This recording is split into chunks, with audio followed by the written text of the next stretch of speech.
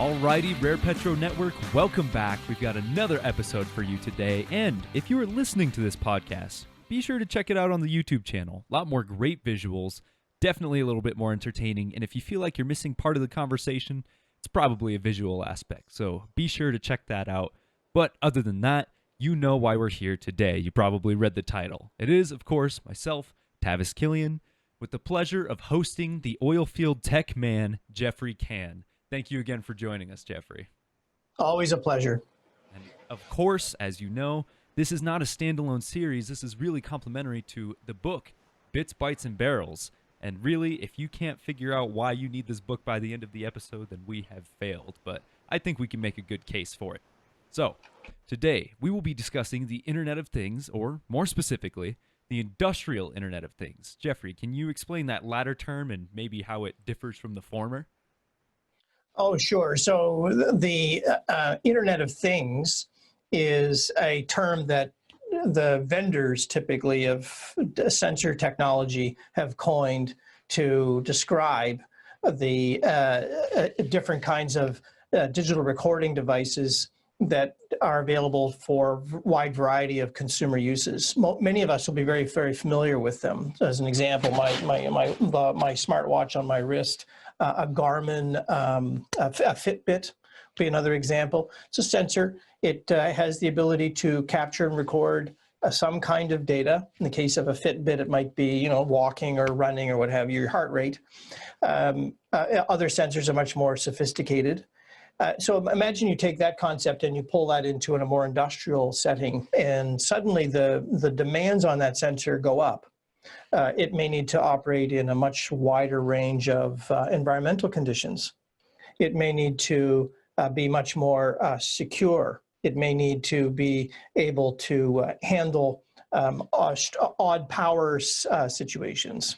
So in my case, I might take my watch off every night and put that on a charger so that it recharges for the next day. But that recharging a sensor in a remote oil field may not be practical on a daily basis. So industrial Internet sensors, industrial Internet of Things, these sensor technologies have these different features and characteristics. Beyond that, you'll often find these industrial Internet of Things creations with multiple sensors so that a specific industrial piece of equipment finds itself with lots and lots of sensors attached to it. As an example, the gas wells in Queensland, which is where Australia's natural gas production flows into their LNG infrastructure, each of the gas wells has 10 to 15 different sensors on it to record things like temperature, pressure, current heat, the local weather conditions, and on and on and on, all kinds of possible data that are captured from those different sensors.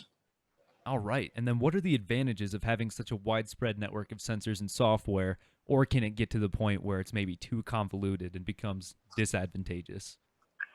Well, the advantage of having sensors on industrial equipment is because it creates the ability to monitor the current operating state of that bit of infrastructure from a distance, which has tremendous advantages. If you go back to 1940s, 1950s, factories at that time would have been incredibly noisy, dirty, dangerous, and yet there was no practical way for the workers of the day to supervise that equipment without physically getting very close to it. Well, in our world, that's not very appealing. It's hard to attract a workforce to do that. So these sensors allow us to supervise and run this equipment from a distance. And that has tremendous advantages because it lowers cost, improves their reliability, allows us to keep a much closer eye on their performance. You can manage their performance within a much tighter envelope of or acceptable set points or ranges within which that piece of equipment is expected to run. Okay, what are some of the most common uses then within oil and gas? Because initially, personally, my mind is drawn straight to E&P, but I imagine it probably applies to all sectors. Yeah, sensor. I mean, when you think about oil and gas as an industry, the product hydrocarbons are very, very dangerous. They're flammable, explosive. They're an asphyxiant. They're poisonous. Humans, we don't want to even get close to this product, physically close to it. And so, therefore, we run this industry largely on information we have about what's actually going on with the product as it flows its way through the processing infrastructure. And so the sensor technology is already widely deployed. I mean, the oil and gas industry would have been one of the very first industries to use and put into place sensor technology to supervise and monitor its operations. And probably only second to the electricity industry, I would think, if you went back into the 1950s or so. But today, sensor technology is very widely used across this industry in all manner of places because of the need to keep a human separation from the actual product. And you kind of mentioned it. There's that advantage of human separation, but outside of oil and gas, it sounds like, was it really only the electric sector that was making use of this technology before? And what was that? Just advanced metering, remote meter reading? No, it's well beyond the power industry. The manufacturing industry was another early adopter Okay. of this kind of technology. And of course, now if you watch some YouTube videos of what goes on inside a car factory, it's there. You almost assume there are no people involved in the manufacturing of cars because it all appears to be robots. Well, those robots are operating with and have lots and lots of sensors on them to be able to detect and monitor their precise movements as a consequence. So no, oil and gas is not the only industry, and it's not. While it was a very, very early industry in adopting the technology, it is by no means the only industry that embraces industrial Internet of Things technologies. And are there any other pairings of technologies we may have previously discussed that pair well with this? Because right now, in an optimistic way, I'm sure it's not as easy as I think, but I think that holds a truly powerful potential pairing, or am I mistaken? No, you would be quite correct. The volume of data that these sensors generate is enormous, and it requires a couple of technologies actually to make sense of them. One is the ability to actually store all of that data that comes off the sensor so that you can process it. The modern innovation for this is to use cloud computing technologies as a place to store that data, but it does take new industrial grade tools to be able to process all the data and make sense of it. And that's one of the key roles of artificial intelligence and machine learning and other technologies within that broad range of technologies that are consumers of data and interpreters of that data. Mm-hmm. And then clearly the super majors have been using this for quite a while. They're always the first. But when you get to mid small tier companies, how are they picking up this technology? I mean, what gets juiced up first sensor wise? What becomes smart right out of the gates? Well, the first thing that's smarter right out of the gate is the actual workforce, because they're all wandering around with supercomputers in their pockets. I mean, the sensor in a smartphone, sensor set in a smartphone is extraordinary. And it gives you precise mapping location. It gives you it's a accelerometer. You can tell how fast it's moving. You can tell whether it's the phone is vertical or horizontal, or if it's a landscape or portrait. I mean, the capabilities within a phone itself are amazing. My watch now, the I can tell me with tremendous accuracy the noise level by decibel ratings of the environment that I'm in. And so these technologies are, they're very much widespread, and the beauty of them is because of their cost keeps coming down. The more you build them, the cheaper they get, which is a function of Moore's law, and they're now well within range of all companies throughout the value chain in oil and gas, not just the super majors. And in fact, the suppliers of kit into the industry are highly motivated to add these sensors into their gear because it makes their gear distinctive and special, and again enables that separation of human from the actual cold face of the work. And so the mid-market, there's plenty of scope for mid-market companies to embrace this technology too. And I'm glad you brought up the point of the cell phone because, I mean, like you said, it's a supercomputer. We have all of these sensors between accelerometers, internet connectivity. There's so much. And even Rare Petro, we took advantage of that to make an app called Truck Track, where it does allow operators to view drivers' locations real time. Think of kind of like a service field Uber. So, in the service field specifically, how else might they benefit from this technology? Well, aside from if you think about the range of services that go on in the upstream, that there's probably you can count 200 odd services. So to say that there is the one thing that is going to make all the difference probably is a gross simplification. Each service will have its own unique way of execution, which will allow it to be differentiated in what I call a signature way of working by combining some set of technologies, typically a kind of data that's very, very valuable for that service, a sensor set or an industrial Internet of Things that collects that data, some kind of processing engine to interpret that data, and then eventually some kind of robotic tool to execute the actual work based on the data. And so the possibilities here, quite frankly, are not limited by any one way of thinking about the world. There's almost an unlimited number of permutations and combinations you can think of for the sensors. But if I had to advise, where would you start? Like a fast and simple way to start is probably gauges on tanks. There's lots and lots of tanks throughout oil and gas, including on trucks, in yards, on customer premises, and many of these tanks could benefit by having much more real-time information about tank contents, volumes, and the like. And then tanks, that's obviously something that comes to mind really quick. But you also mentioned something else, torque wrenches. That came up in a conversation once. How can we put this technology in the hands of the people using tools? Well, and in fact, the tool vendors, as I mentioned, there's where this is a quote from Cisco in one of their publications. Anything that can be digitized will be digitized. And the reason for that is the cost of digitization is collapsing. It's going down and down and down. So what sorts of things are in the industrial world that are not digital today? And one of those is wrenches and pressure gauges used for building things. And but the tool vendors who manufacture those wrenches are now adding sensor technology to the wrenches. As that way, the wrenches are in a position to be able to, as an employee picks up the wrench, they start to use the wrench. The sensor catches the data about where the wrench is at physically, how the employee is holding it, where the wrench is being applied and used, and that information, that data, is being captured, put up into the cloud, where it's then being used by the crew that is supervising that work to know precisely what work was done by who, holding what tool, and how well was that job executed.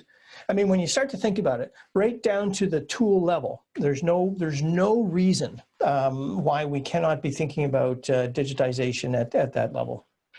Yeah, for sure. And then I'd also like to specifically address production. So, what ways can the industrial Internet of Things assist production operations through data collection? I mean, sorting through geology data, coordinating services, collecting and managing all of that data. How can that benefit production? Well, there's lots of little examples. And as I say, there is no one silver bullet that really drives this. It really does depend on where you're at and what the services are that you supply. But here's an interesting example from a company that I'm aware of. They use a sensor technology. In this case, happens to be high definition photographs, but they use an HD camera.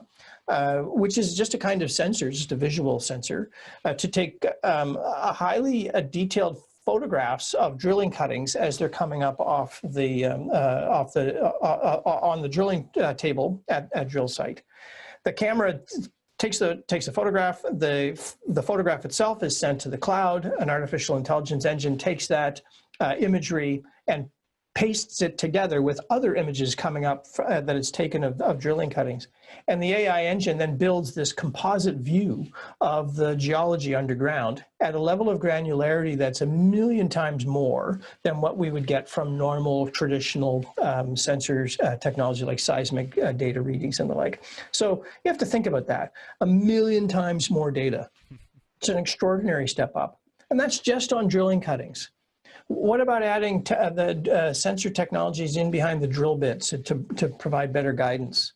How would that help in drilling operations? In true like ongoing production, how about sensors that can supervise the exact stroke of your beam pump at your site to be able to detect even the tiniest variations in beam pump performance, to be able to identify when there's a failure about to happen. Different kinds of set of sensors. Literally, there's no limitation. That we barely scratch the surface on what the art of the possible is in terms of using sensor technology.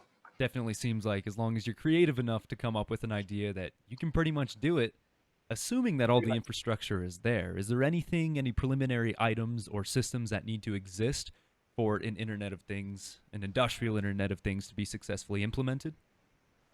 Well, there are two critical things that all sensor technology needs. They need power, and they need a telecommunications network. There's no point in collecting the data unless you can get it to where it can be consumed. And typically, that would be either a cloud or some sort of data historian. So you have to have those two things in place. And those are the two in oil and gas. It's one of the quirks of nature. Oil and gas is never found where you have lots of power and great telecommunications. It's always somewhere else. Be way too easy. Exactly.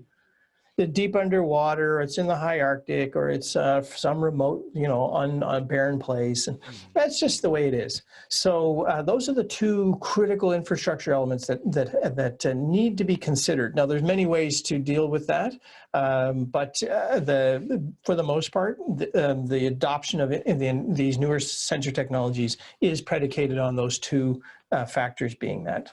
And then in developing a project, it seems simple enough that I could easily implement that. But that's a greenfield situation in which I can do it right from the start and I might have experience. What about if I'm transitioning into this and I've got a brownfield that has some life of production left? It's probably not going to be that easy, right? Yeah, but brownfield assets are harder to change because you have to go through a management of change process. And by no means to minimize the need for to execute the process, because after all, we want that infrastructure to be kept safe and reliable and stable, and all of those things really tie into a carefully thought through way of implementing change. But the many companies, unfortunately, use the management of change process as a reason not to do something. And at some point, we have to get over that, because the management of change process should never be used as a crutch, a reason to not execute. It should be there to execute, but to keep us safe as we do so. And so it is and in fact, I was doing an interview with a CEO of a venture fund, and he said, we have to get over that. It's just a tired excuse, which has no further place in this industry. That'll definitely aid in the transition if we can get rid of that mentality. But for the automation side of things, how can an industrial Internet of Things sensor technology assist in reducing those manual and costly tasks? I'm thinking specifically an example of leasing equipment and then splitting the cost accordingly among one site if the working interest might change to another site. Well, a good example of how that could work, or one possible solution, is that those leased assets themselves have some sort of indicator or a broadcaster technology attached to them, which could be read by, say, a field supervisor as you kind of pass by those assets, to allow you to identify precisely what assets are part of that skid package, and allow the supervisor to quickly move them from one drilling operation or one production site to the next. And as long as that data today, that kind of data is going to be captured on a spreadsheet or a clipboard form, and then it has to be shipped to an office somewhere where someone has to take that data and put it into finance. We all understand in the pandemic world how hard that process now is, because people are not in the office to be able to receive the paperwork. So the way the Internet of Things solves that problem is that precisely captures the data at the source through the transmission of that data directly into back office systems. Eliminates all of that delay and cost and that comes along with that paper manual transaction. So it creates a potential for significant time and money savings. Clearly. And then moving on, we've talked about implementation from a logistics perspective. You've got your network, your power. But what about the way that you think? I'm sure more has to change than just those two concrete things. And I think cybersecurity would probably be a huge issue when implementing networks with this much information, potentially information you don't want people seeing. Yeah, cyber it's a critical piece of the puzzle here. It now needs to be elevated in our industrial setting to be on par with what we would call health and safety. We now need to be thinking about cyber as one of at that same level. The cyber worries are not going to go away anytime soon. The cyber criminals have access to all the same technology as the industrialists have, except they're putting those same technologies, artificial intelligence as one example, to work to try and fuel their criminal enterprise. And so cyber activities and cyber is absolutely not going to go away, and organizations are going to have to invest time and energy to understand exactly what their cyber exposures are. As you add more digital technology into your business, you create an ever larger surface for criminals to try to attack, and that is a key problem that the industry will have to wrestle with. Yeah, I can imagine that. I mean, as you add more things, you increase your vulnerability, but I'm thinking about my computer, things that could happen to me. Ransomware, DDoSing, can that happen to this Internet of Things, an industrial setting even? Absolutely. There's absolutely no reason why it cannot. And in fact, if you read the literature, you'll find examples where in Internet of Things devices are being used by criminals for all kinds of activities that would be unheard of just even a few years ago. In my book, I wrote about the situation in Las Vegas where a casino had put in a beautiful oceanic aquarium chock full of rare fish and sea anemones, the kind of thing you'd find in a beautiful hotel lobby. Mm-hmm. But instead of feeding the fish manually every day, they put a little automated feeder at the top of the tank, and it was connected to the internet so that the maintenance company who was maintaining the aquarium could keep an eye on salinity levels, carbon dioxide levels, light, other pollutants in the water, basically maintain a pure and beautiful aquarium. Well, some hackers broke into the fish feeder and turned it into a listening post where they began stripping off casino data. This kind of was meant to be inside the firewall, inside the casino. So it gives a whole new meaning to the word phishing attack. This is real phishing. So can cyber criminal efforts attack even what appears to be a very mundane part of our infrastructure? Absolutely. And so the message is still very clear. Bigger attack surface creates more vulnerabilities. Mm-hmm.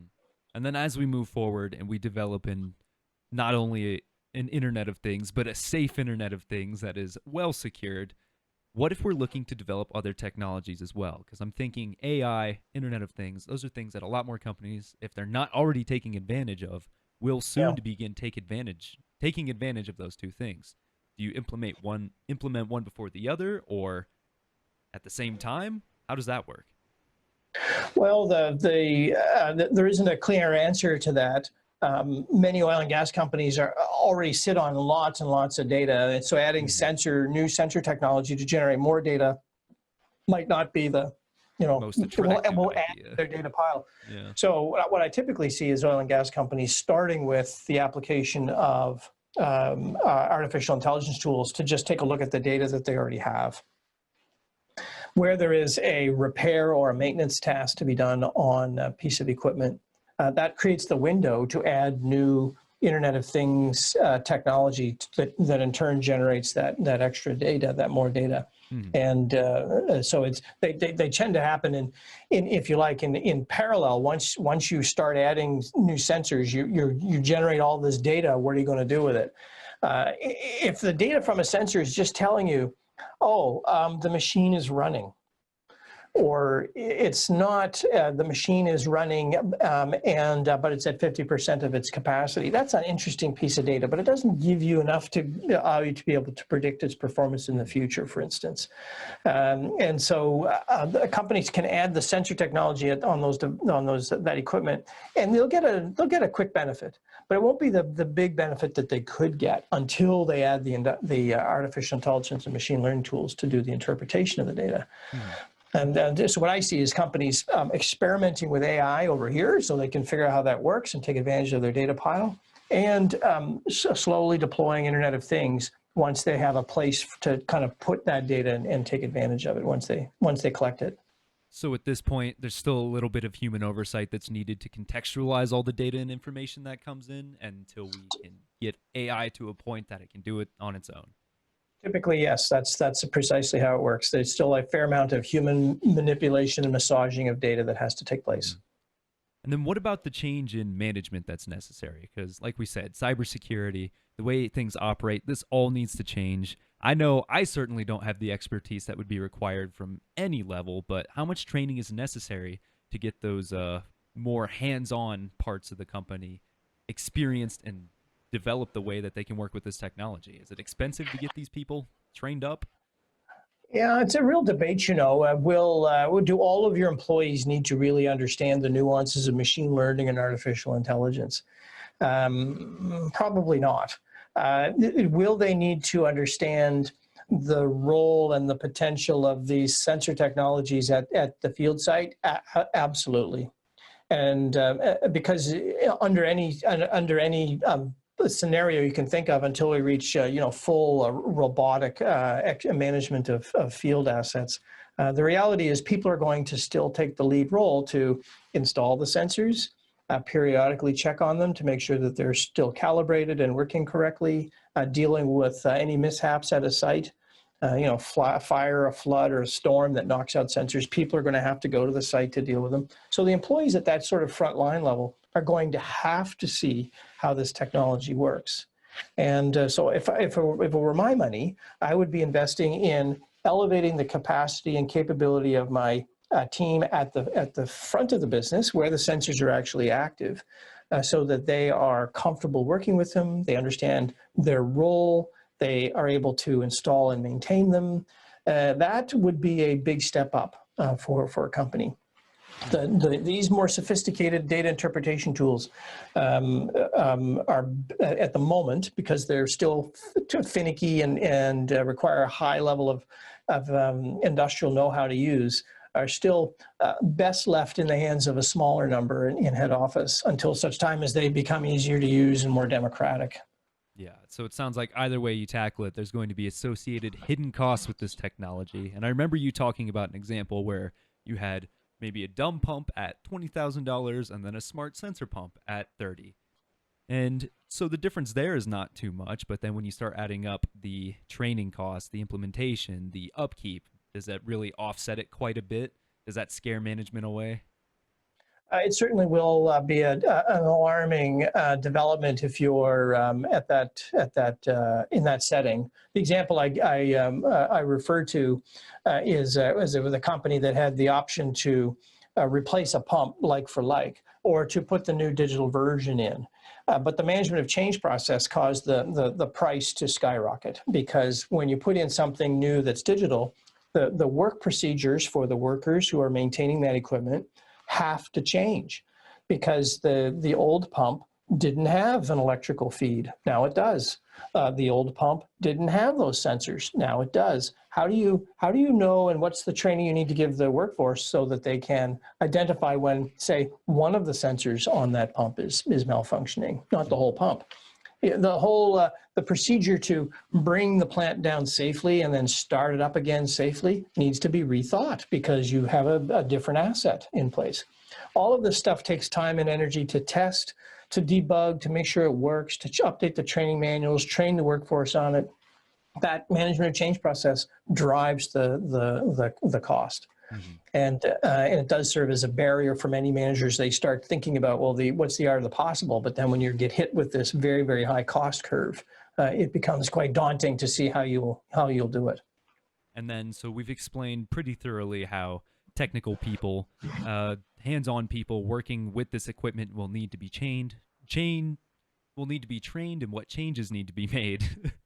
And then also, moving up, we talked about management and how they can't use their poor excuses to refuse change. What else does management have to do? And maybe a little bit further up the ladder, C-level people.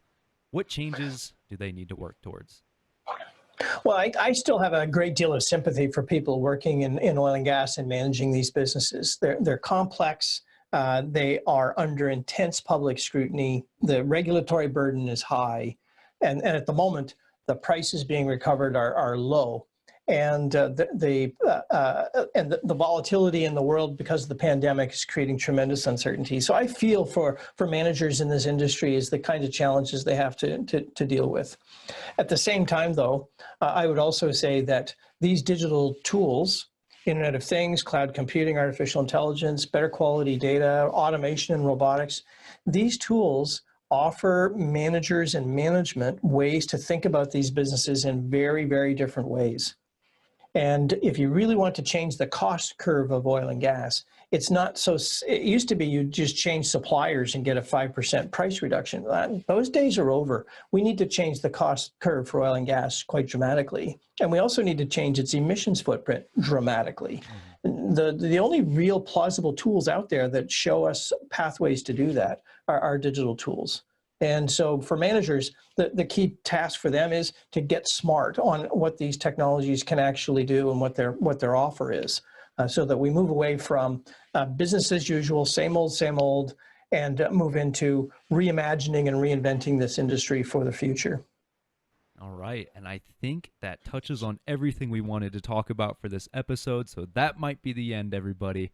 Be sure to check out our YouTube channel so that you have an idea of not only what we're talking, but what we're doing with this. Plenty of good illustrations, good lists to really highlight the important parts of this podcast. But again, it doesn't stand on its own. You're going to need this book. If you don't have a copy yet, buy a copy of this book. It's $10. You can go to Amazon.com, other digital retailers for a physical copy. Go to Audible.com, listen to it. Or if you're really trying to move forward and stay with the futuristic theme, get yourself a copy for your Kindle and stay in the know. I mean, I can't think of any reason that they shouldn't have this book already. Can you, Jeffrey? Unless you don't read English, that's probably the only real compelling reason.